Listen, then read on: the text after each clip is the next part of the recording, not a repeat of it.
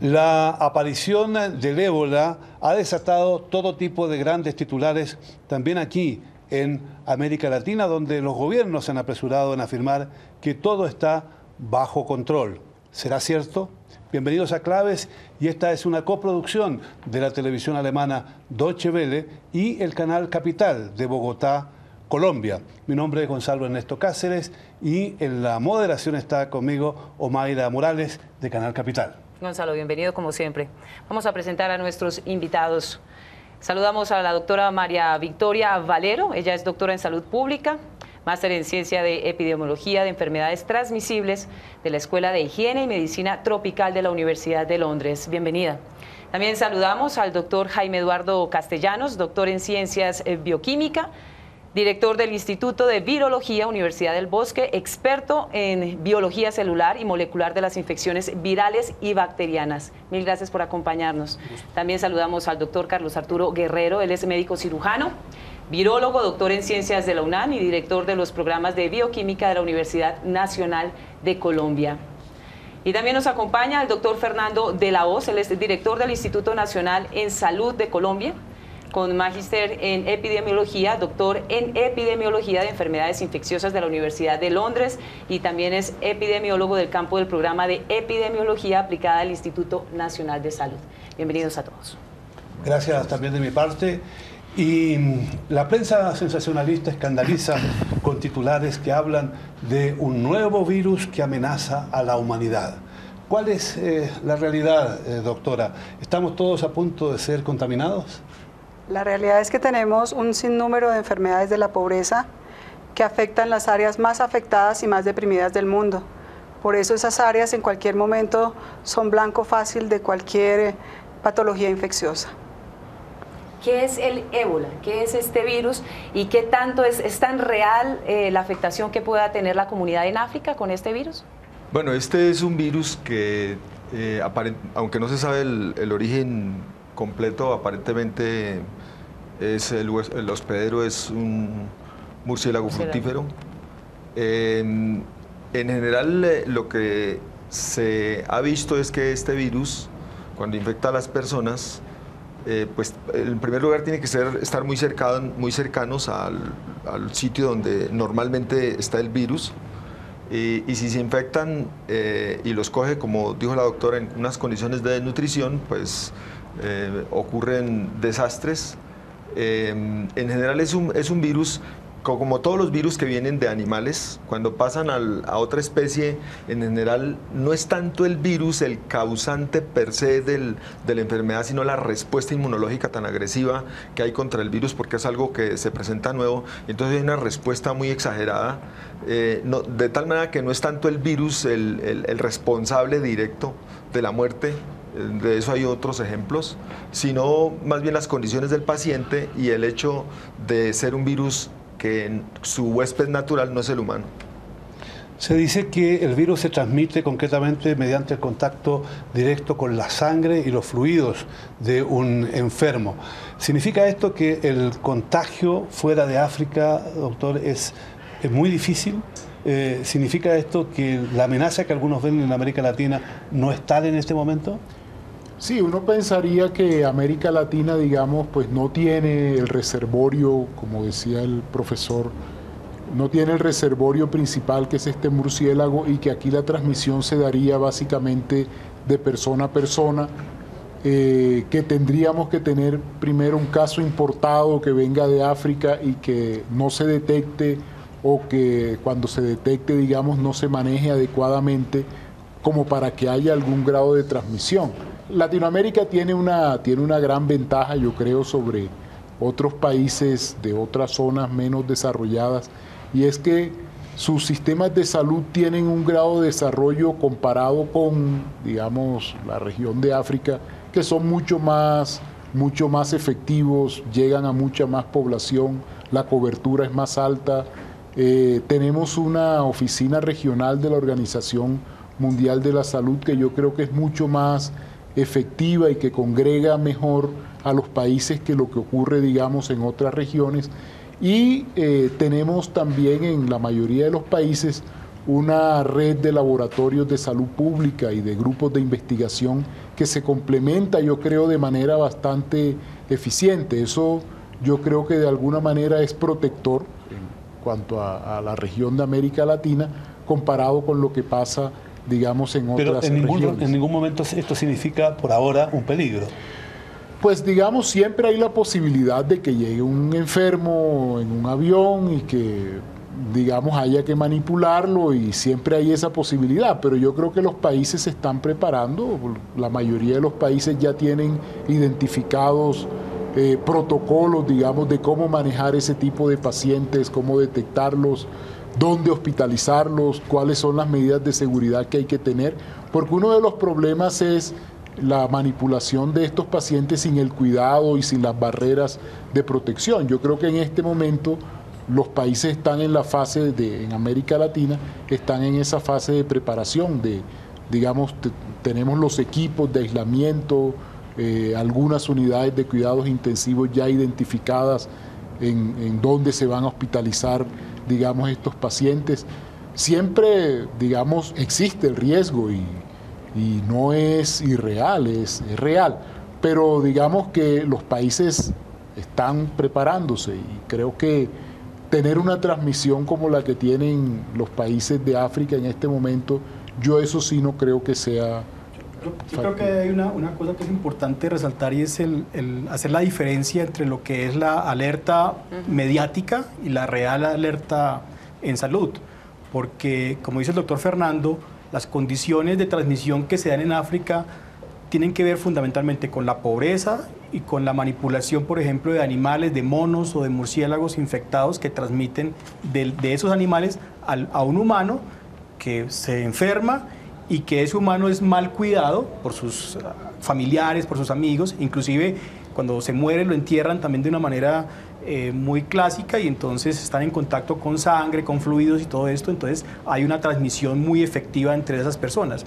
Pero realmente la probabilidad de que, por ejemplo, escuchábamos en las noticias que si se transmite por besos o por abrazos o por estornudos, eso no es cierto. El virus no contamina agua, el virus no se transmite por estornudos, no se transmite por vía respiratoria. Entonces hay unas condiciones que tienen que darse para que haya transmisión entre humanos. Primero, entre animales y humanos, dar ese salto que, como dice el doctor Carlos, es un salto difícil de dar para los virus, pero en este caso se da y causa una enfermedad grave y severa, causando la muerte del 90% de los enfermos, pero el gran problema tiene que ver con la mala forma como una vez aparece la enfermedad, la mala forma como esa enfermedad se cuida.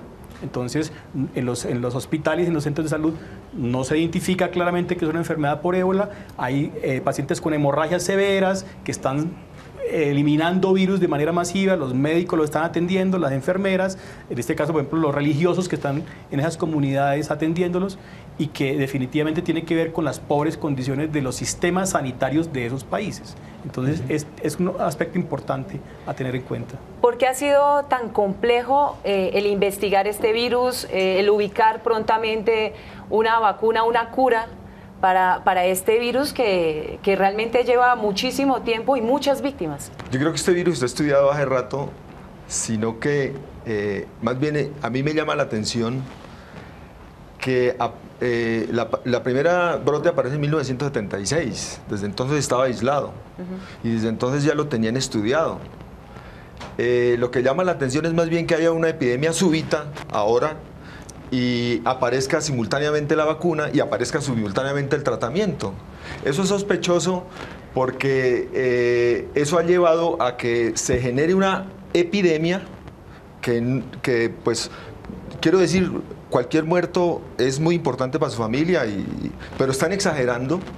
Y lo han exagerado con el ánimo de facilitarle a las farmacéuticas el saltarse toda una cantidad de protocolos que han debido hacer y gastar millones de dólares en probar esos medicamentos para el ébola. Y ahora directamente los van a probar en los pacientes africanos sin necesidad de pasar por los rigores científicos que han debido pasar, como es primero en animales, descartar la toxicidad, y luego en pacientes sanos, voluntarios, etcétera, etcétera. Y segundo, hacen la campaña a una vacuna que tampoco pasó por todas las rigurosidades científicas establecidas para otras vacunas.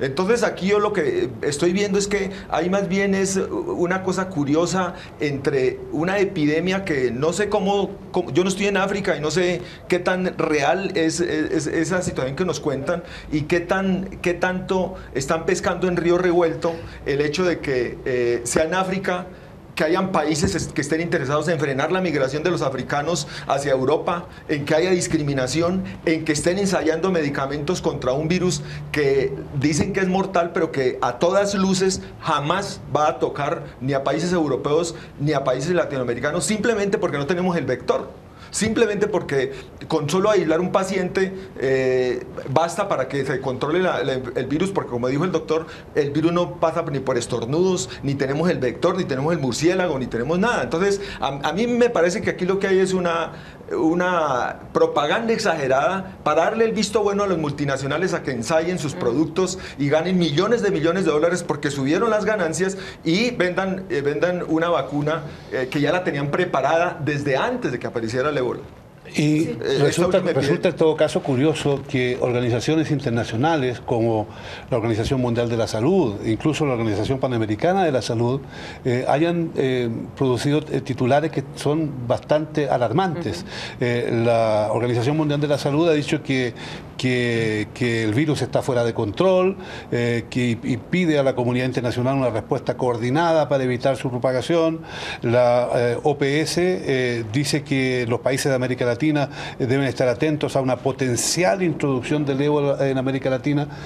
¿Cómo valora usted este tipo de declaraciones de organismos tan respetables? Sí, en este momento yo creo que nosotros hablamos de algunas enfermedades de la pobreza, pero también hablamos de unas enfermedades que han sido olvidadas para desarrollar métodos de diagnóstico rápidos y oportunos para poderlas tratar también oportunamente. En este tipo, o digamos en este grupo de enfermedades, hay una serie de enfermedades que definitivamente no han tenido ningún tipo de inversión y por tanto se desencadenan este tipo de situaciones, epidemias abruptas, que si se desarrollara periódicamente y se atendiera desde el punto de vista tecnológico y de innovación, las podríamos controlar.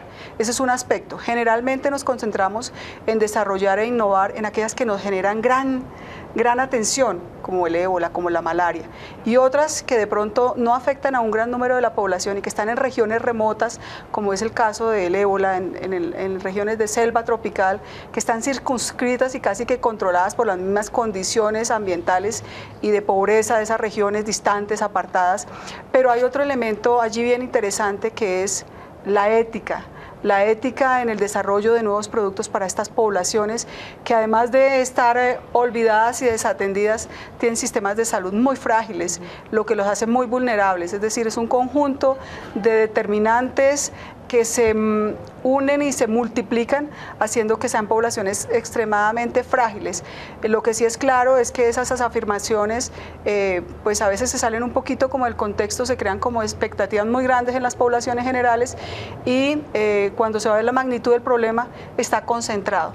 Creo que parte de la discusión en este momento es, bueno, ¿por qué la epidemia o los brotes de ébola que ha habido en el 76, en el 2000, en el 98, no eran tan importantes? Porque realmente las condiciones hoy en día de la globalización, el transporte y todo esto, sí ha introducido un nuevo elemento en la discusión acerca de la probabilidad de que aparezcan casos o en Estados Unidos o en Europa, porque hay personas que están viajando permanentemente que antes no se desplazaban. Entonces los brotes antes eran concentrados y se mantenían ahí solamente. Entonces había una altísima mortalidad, 300, 400 pacientes, no como ahora que hay más de 1000, entonces fallecidos. Pero en este caso tiene que ver fundamentalmente con la probabilidad efectivamente de que no solamente los propios individuos de esas regiones estén migrando, que tiene que ver con un problema también de la migración entre poblaciones de países subdesarrollados a países desarrollados, sino también con lo que tiene que ver con la posibilidad, afortunada o desafortunada, de que en esas poblaciones tan pobres, con tantas dificultades, hay muchos misioneros y muchos voluntarios médicos, personal de salud, religiosos que están atendiendo a las poblaciones porque, aprovechándose entre comillas de las debilidades del sistema de salud, pues hay una gran propaganda alrededor de la misión humanitaria que hacen estas fundaciones en esas regiones. Y eso indudablemente hace que el virus tenga una alta probabilidad de llegar a sitios donde antes, por más que quisiéramos, porque no hay vector, porque por lo que sea, no ocurriera, pero ahora sí está ocurriendo. Entonces han aparecido casos en España, en Alemania, en Estados Unidos, y ¿por qué no en Colombia? Claro, estamos recibiendo por el Pacífico frecuentemente inmigrantes ilegales que van para Estados Unidos, que vienen por Colombia, por Centroamérica. ¿Por qué no pensar efectivamente en qué puede ocurrir? Lo que plantea Fernando es hay que estar preparado para eso. Precisamente, ¿qué tipo de medidas específicas y en concreto deben tomar los gobiernos en el caso de que llegue a América Latina el ébola? Porque si se habla específicamente en este escenario, ya han mencionado el tema de la pobreza, la inequidad y demás, América Latina ¿tiene cómo responder entonces frente a ese tema? Yo quería referirme un poco a lo que había planteado antes el conductor del programa sobre la magnitud de la alarma. Yo pienso que la Organización Mundial de la Salud sobre todo se refiere al tema de que están afectados varios países de África, aunque en el pasado también se había presentado, digamos, más de un país con el problema. En este caso se ve que la diseminación ha sido, digamos, tal vez más rápida por esa misma facilidad de desplazamiento. Entonces, en ese sentido uno piensa que, y además pues los países de África por sí mismos no pueden responder, digamos, solos a la emergencia. Quizás a eso se refiere el llamado, a la necesidad de despertar la atención de los países potencialmente donantes y que pueden apoyar a estos otros en cuanto a proveer, digamos, recursos económicos, médicos, etcétera. Y en cuanto a lo que Latinoamérica está haciendo, bueno, por ejemplo, en Colombia, y creo que ha sido más o menos lo mismo que han hecho los otros países de Latinoamérica en general, pues se ha activado, digamos, un sistema intersectorial, porque no es solamente un problema de salud. Aquí, por ejemplo, se está trabajando con migración, ¿sí? con el Servicio Nacional de Migración para, digamos, saber qué vuelos o a qué aeropuertos, digamos, llegan con más frecuencia personas que provienen de África. Nosotros no tenemos vuelos directos, pero sí tenemos, digamos, áreas donde sabemos que llegan con más frecuencia estas personas. Se ha trabajado con Cancillería para que de estos países donde está presente el virus, por ejemplo, se restrinjan un poco las visas. Se ha diseñado un cuestionario, por ejemplo, que está disponible en los consulados de estos países de África, donde se hace una serie de preguntas a todos los que aspiran a tener una visa para venir a Colombia, donde se puede evaluar el riesgo, digamos, de que una de estas personas pudiera en algún momento haber sido infectado con el virus. Entonces, digamos, eso en cuanto a la prevención. Obviamente el doctor Castellanos toca un tema importante y es esa migración ilegal que también tenemos. Pues eso, digamos, ya es un poco más complicado de controlar, y pues ahí de todas maneras se ha estado trabajando con las Fuerzas Armadas, que son las que con frecuencia, digamos, detectan esto, pues para tener algún grado de alerta sobre el posible ingreso de un paciente en estas condiciones, aunque es muy complicado, porque estos pacientes cuando ya tienen la enfermedad es cuando transmiten el virus, y cuando están con la enfermedad ya están muy enfermos, es decir, no es como la influenza, que yo puedo viajar con influenza y puedo transmitirla tranquilamente a mucha gente porque no me siento enfermo muchas veces ni muy grave. En este caso la enfermedad es muy grave y la persona pues prácticamente deja de funcionar. Y en ese momento la persona puede estar infectada, a punto de morirse, se morirá en 10 o 12 días, pero en ese momento no es infeccioso. Entonces por eso preguntaban, ¿se transmite por abrazos? No, nadie va a abrazar a una persona que está enferma, moribunda o hemorrágica. Entonces no es posible que ocurra transmisión por ese sentido. De ahí entonces que es importante saber que cuando se nos dice que, por ejemplo, Brasil, que tiene un centro de diagnóstico espectacular y que todos los países están preparados con centros de diagnóstico para atender cualquier emergencia que se presente en esta situación, esos centros de emergencia poco pueden hacer en la práctica. Más importante sería saber, doctor, qué están haciendo los científicos de los países latinoamericanos para atender los casos de virus que se presentan, y que no es solo el ébola todavía no está en América Latina, de hecho, aunque pudiera parecer un... No, ¿Qué se hace? ¿Cómo trabajan los científicos? ¿Tienen el apoyo del Estado? ¿Ustedes están desde hace años trabajando solos o cómo lo hacen? No, eso sí da tristeza. La respuesta es cero. Aquí nosotros trabajamos con las uñas, trabajamos casi de caridad. Las investigaciones que hacemos, las publicaciones que hacemos son prácticamente casi por puro amor propio y por pura entrega, más que porque haya patrocinio del Estado. El Estado aquí no le interesa, no le importa la investigación y el desarrollo científico, simplemente porque somos un país dependiente, y como somos un país dependiente necesitan que estemos atrasados, y nos mantienen atrasados y no les interesa que desarrollen el conocimiento, porque el conocimiento se vuelve fundamental para la industria, y entonces el conocimiento lo tienen allá en los países desarrollados, y a nosotros no nos dan precisamente herramientas ni dinero para investigar, porque eso implicaría precisamente sacar a nuestro pueblo del atraso en que se encuentra. Entonces forma parte de la dependencia económica que tenemos, o sea, eso es una orden. Aquí simplemente nosotros investigamos prácticamente casi porque tenemos amor por la ciencia. Pero déjeme decirle que, aparte de esa pregunta, es que yo como virólogo me aparto de la creencia que hay virus mortales. No hay virus malos ni hay virus buenos. Simplemente los virus han existido ahí, y el ébola no me han explicado que mute y que ahora tenga receptores en los humanos de la noche a la mañana y que fácilmente contamine humanos. Eso no existe. Los virus no pueden saltar de una especie a otra tan rápido. El día que eso ocurra, estaremos en serios problemas. Eso no va a ocurrir con ningún virus. No ha ocurrido jamás. El salto de un virus a otra especie tiene que tomar años de evolución. Cuando eso ocurre, lo que uno tiene que preguntarse no es qué es el virus, sino qué condiciones sociales están permitiendo que eso ocurra. Y eso es lo que están ocultando, y eso es lo que en lo personal me da rabia. Me da rabia que estén hablando tanto del virus cuando es más importante las condiciones socioeconómicas que viven los pobres africanos, de discriminación, cuando es más importante la riqueza que están sacando las multinacionales de las compañías a través de esa supuesta epidemia, y nadie le para bolas a otras cosas que son también más importantes, no porque los 1.500 muertos no sean importantes, sino porque son más importantes otras cosas, sino que están pescando en río revuelto varias cosas. Tienen la vacuna de manera rápida, se saltan los mecanismos de control de los fármacos, y ahora se los están ensayando en los pacientes africanos, y frenan la migración, que era lo que explicaba el doctor. Frenan la migración y de esa manera controlan muchas cosas. O sea, se les apareció la Virgen con las epidemias. Y caso curioso, siempre usan las epidemias para lo mismo. Cuando se inventaron el H1N1 en México, que casi quiebra la economía mexicana, y entonces nos dicen que hay que cuidarse en Colombia, inmediatamente el ministerio compró 34.000 millones de pesos de Tamiflu, que los tuvieron que tirar después.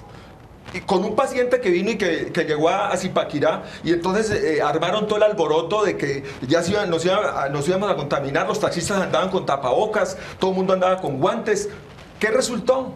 No resultó nada, porque los virus no trabajan así. Los virus no son los responsables, son responsables de la enfermedad en la medida en que tienen las condiciones propicias.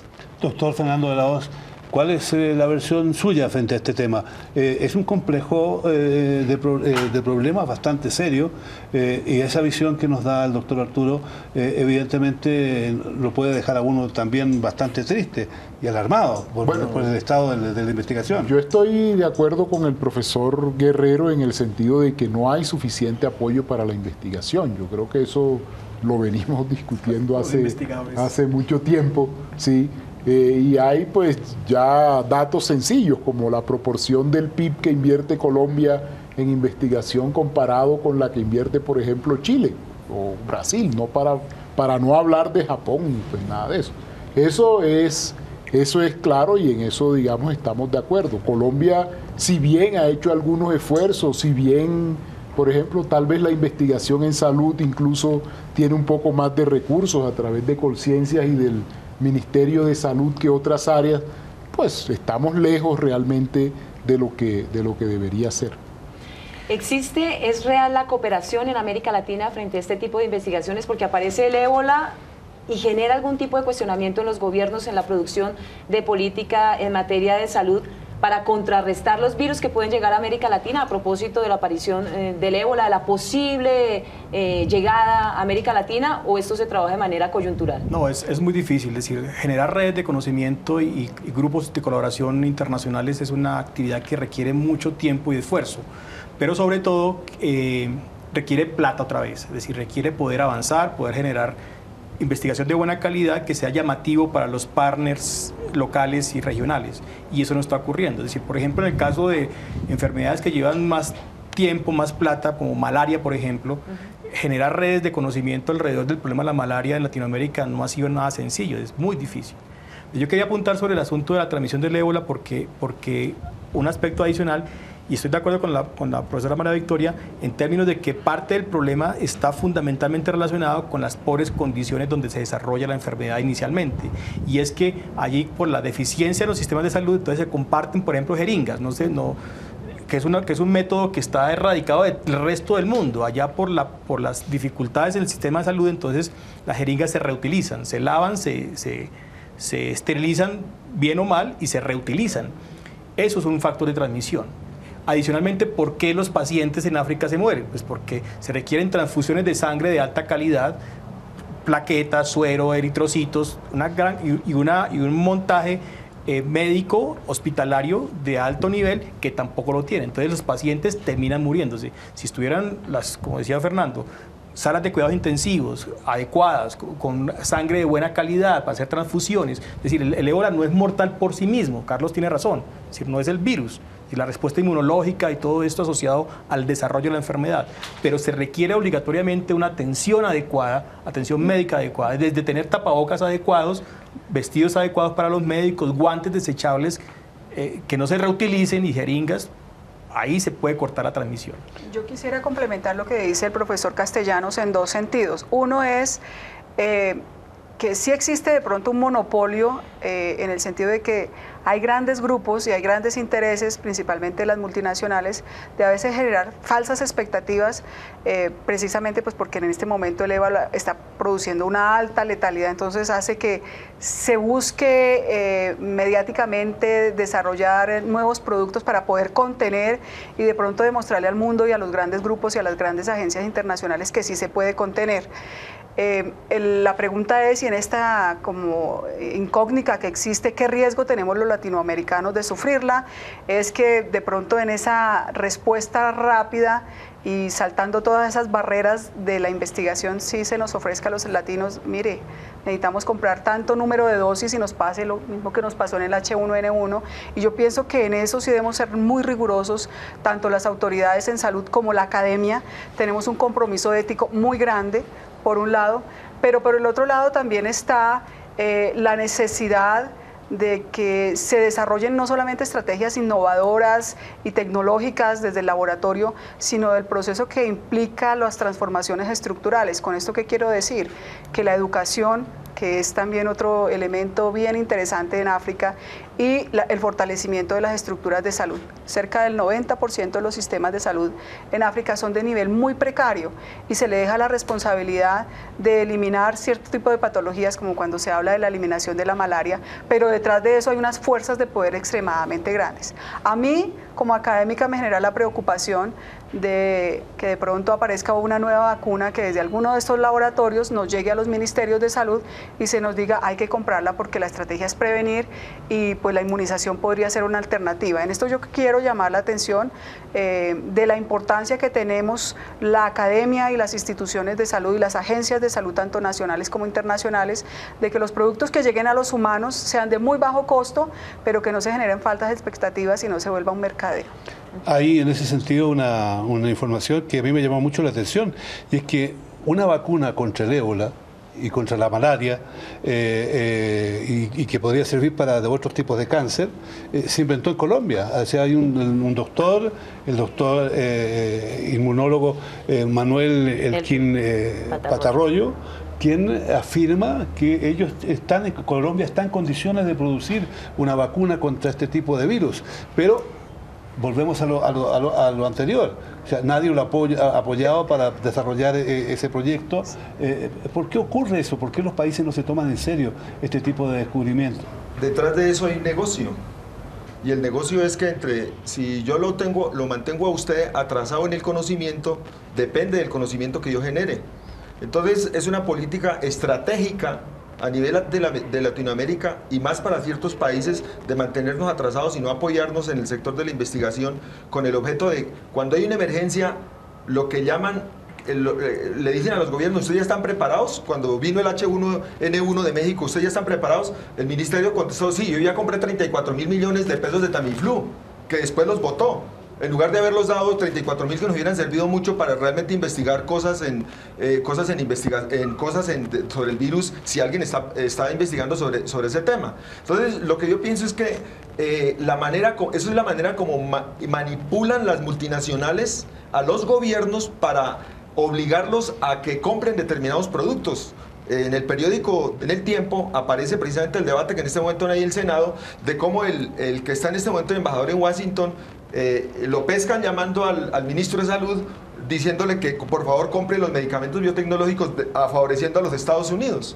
Entonces yo creo que detrás de todo esto hay un negocio y nunca nos debemos olvidar de eso. Detrás de todas las epidemias o pescan en ríos revueltos o uno casi que está por decir que se las inventan. No que se las inventen de una manera así como que lo provocan, pero casi. Es que hay demasiadas coincidencias como por ejemplo que se esté metiendo China en África y hay una pelea económica con los Estados Unidos y les interesa a esos países llegarlos a controlar. Entonces si aparece una epidemia que solamente la pueden controlar los países como los de Estados Unidos, entonces le queda fácil no solamente detrás de sus médicos mandar grupos militares, mandar cosas y controlar los recursos de esos países. Eso quiere decir que las epidemias en este momento, desde hace rato, desde cuando se inventaron el cuento de la epidemia del VIH, y las otras epidemias, y las vengo siguiendo, yo digo casi todas las epidemias, casi me atrevo a decir, son inventadas.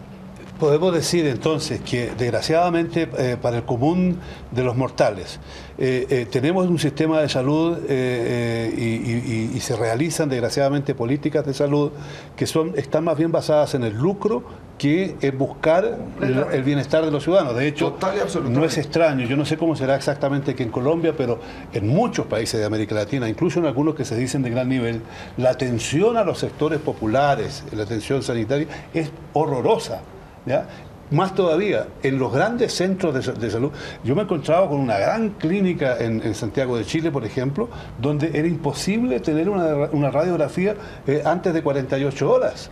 Es decir, una persona que llega con una pierna quebrada y pagando caro, no podía disponer de esa radiografía. Es decir, ahí estamos enfrentados quizás con un problema, virus que se producen en la región, enfermedades que se producen en la región, pero al mismo tiempo con un sistema de salud ineficiente. Indudablemente tenemos problemas en nuestros sistemas de salud. Yo creo que no son perfectos, pero de nuevo hay que mirarlo como en perspectiva, es decir, de todas maneras, el nivel promedio de desarrollo de los sistemas de salud de Latinoamérica son muy superiores al promedio de desarrollo de otros continentes.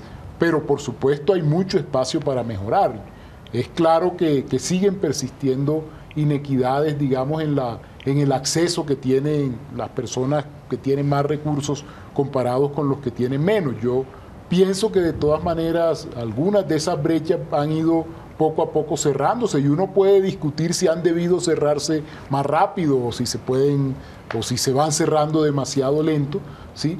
O se amplía. O se amplían, pero yo creo que para Colombia específicamente, ya hablando concretamente de Colombia, sí hay unas brechas, pero al menos lo que muestran, digamos, los datos es que las brechas han ido cerrándose, ¿sí? El gobierno pues tomó la decisión de unificar los planes de beneficio, que al menos es una movida en la dirección correcta, con la crítica creo que válida todavía hasta el momento de que no se ha dado digamos concretamente, pero digamos, la esperanza es que se va a dar. ¿Sí? Hay dos preguntas que nos han hecho muy claros, Omaira y Gonzalo, que no les hemos respondido, y ellos nos dicen qué tan preparados está la academia y los centros de investigación y nuestros polos del conocimiento en América Latina para contenerlo. Yo creo que la contribución que podríamos hacer sur-sur, México, Chile, Brasil, Colombia, desde nuestra trayectoria y los logros que hemos pues esos avances que hemos tenido y que pudiéramos transferirle a África, creo que es un desafío que deberíamos plantearnos en algún momento. Y otra pregunta que nos hace Gonzalo, muy interesante, es cómo de pronto las fuerzas del poder y las grandes multinacionales en determinado momento pueden frenar científicos brillantes. Es el caso del desarrollo de pronto de una vacuna sintética para el ébola. Si se le brindaran todas las herramientas a los investigadores y desde esa aglutinación de científicos, Cuba es un país que por excelencia tiene un polo científico, desarrolló vacuna para hepatitis, la distribuyó casi que para toda América Latina, y si en algún momento nosotros pudiéramos articularlos y asumir ese desafío y ese reto humanitario, porque desafortunadamente a veces todas estas misiones humanitarias, trabajadores de la salud, morimos en el intento por apoyar y ayudar esas condiciones tan infrahumanas en las que viven gran parte de estas personas afectadas y que se están muriendo por el ébola, pero está el otro gran componente humanitario en donde unidos podríamos ser mucho más fuertes sur-sur. Y mientras estamos preocupados del ébola, y con razón, América Latina tiene que enfrentar una serie de otras luchas muy grandes contra otro tipo de virus. Dengue. El dengue, la chikungunya. La chikungunya que tiene preocupación. Ustedes son vecinos de los venezolanos, donde dice que está circulando de una manera muy espectacular. ¿Cuáles son los desafíos que tienen contra el virus los científicos aquí en Colombia concretamente y en América Latina en general? Yo estoy de acuerdo con Carlos en que parte del problema tiene que ver con la falta de respuesta, no de los ministerios, porque los ministerios hacen lo que deben hacer, es decir, evaluar la política y tomar unas medidas de prevención. Pero realmente el problema tiene que ver fundamentalmente con el bajo desarrollo científico y tecnológico de nuestros países. Es decir, decíamos ahora, en colaboraciones con Ecuador, con Perú, con Bolivia o con Venezuela, en temas como malaria, no existe realmente. Y hay grupos muy fuertes trabajando, pero no hay una verdadera voluntad ni posibilidades porque cada uno está trabajando con muy pocos recursos, haciendo muy poquitas cosas que no hay posibilidad todavía de poderse hacer coagregados de científicos que responden a una pregunta. Entonces, particularmente en Colombia, ha habido, digamos, por definiciones propias de los investigadores, de los científicos y por definiciones del Ministerio de Salud, ha habido una reorganización acerca de cuáles son los temas prioritarios que deben ser investigados. Entonces, por ejemplo, en nuestro caso, dengue sigue siendo un problema gravísimo, es decir, la epidemia del 2010 fue una cosa en Colombia muy, muy difícil. La transmisión entre países vecinos, inclusive, por ejemplo, el caso de chikungunya, que viene del Caribe, que va a Venezuela, a Colombia, ya se están reportando casos. Las condiciones de transmisión son iguales a las del dengue. Y nos alerta el caso de chikungunya, pero nuestro real problema es dengue. Y es poco lo que se está haciendo. Es decir, los sistemas de salud siguen siendo, los niños se siguen muriendo porque no hay suero para ponerles. No hay tratamiento para dengue, pero el tratamiento para dengue hemorrágico es poner suero adecuada y oportunamente. Y los niños que se mueren son por falta de conocimiento y de experiencia en los hospitales. Entonces hay algunas condiciones que hay que mejorar, que hay que cambiar, y los científicos del país están enfocados en eso. Todavía no hay suficiente consistencia y robustez en las investigaciones para decir esto se transfiere al ministerio, estas nuevas investigaciones van a llegar a modificar hábitos y cosas dentro de los pacientes o los grupos de población. Pero profesor Castellanos, yo creo que la responsabilidad no la podemos dejar tampoco en los investigadores. En nuestro país, en el norte de Colombia, las personas se mueren de sed y creo que hay políticas de Estado que deben ofrecer cambios estructurales para mejorar la calidad de vida de las poblaciones. Estamos de acuerdo, sí, no, indudablemente. Me surge una pregunta y sé que quiere complementar esta pregunta, doctor, pero aquí se ha hablado de dos elementos que han permitido que los virus se muevan, ¿no? Que es el de la globalización, los procesos de migración, pero hay uno que también es muy interesante y poco se habla de él, y es el del cambio climático, que permite que muchos virus, que muchas enfermedades que se dan en otro continente, con otro clima, con otra temperatura, empiecen a movilizarse en otras zonas donde difícilmente conocían de ese tipo de virus. Sí, es decir, van a seguir apareciendo virus nuevos en la medida en que la humanidad siga devastando las selvas y en la medida en que el planeta se siga calentando, van a ver, por ejemplo, Bogotá, que tiene un clima frío, si calienta y el mosquito que transmite el dengue logra sobrevivir en Bogotá, pues vamos a tener dengue en Bogotá. Es decir, en zonas frías donde antes no teníamos ese tipo de enfermedades van a aparecer. Eso es lo que está pasando en el fondo. En el fondo lo que está ocurriendo es que hay una desigualdad económica de grandes latifundios en Colombia sin provecho y la gente pobre tiene que meterse a las selvas, a tumbar selva y entonces obviamente en la medida en que tumba selva y se entra en contacto con los animales por su necesidad de supervivencia, pues se contamina con lo que la selva le da, incluyendo los mosquitos y todas las cosas que antes tenían otros hospederos o digamos vivían de succionar sangre de animales silvestres, pues el que llegó también la lleva, es decir, también va a ser plato de esos mosquitos. Entonces, en ese sentido, por eso digo que me parece irresponsable siempre mirarle y echarle la culpa a los virus. Aquí en el fondo es el sistema económico global que tenemos, un sistema en el cual lo único que importa es la ganancia y entonces a los pobres los mandan a tumbar selva y la gente vive quejándose de que hay calentamiento global, pero ¿qué hacen los pobres? No se pueden morir de hambre, porque tienen que ir a la selva aunque sea a comer animales silvestres, a tumbar monte y a ver si siembran una matica para ver subsistir. Y allá se encuentran ¿con qué? Con que se pasan a ser reservorio del animal que mató, de las plantas que quitó. Entonces, ahí es donde viene donde el hombre, la actividad actual de una economía no planificada, de una economía donde lo que importa es la ganancia y donde la gente tiene que ir a tumbar monte cuando aquí hay tierra en Colombia por montón y sobra para la agricultura, donde hay latifundio, pero como nadie quiere tocar el latifundio porque aquí alguien quiere tocar el latifundio o habla de eso y aparece muerto, entonces es un problema grave para América Latina. Un problema grave para América Latina, sin duda, porque, como bien se ha dicho aquí, el problema no cae del cielo, ni tampoco viene del infierno. Es el resultado de las condiciones en que vivimos en nuestros países y también de los sistemas que tenemos para desarrollarnos. Gracias por acompañarnos, gracias por estar con nosotros.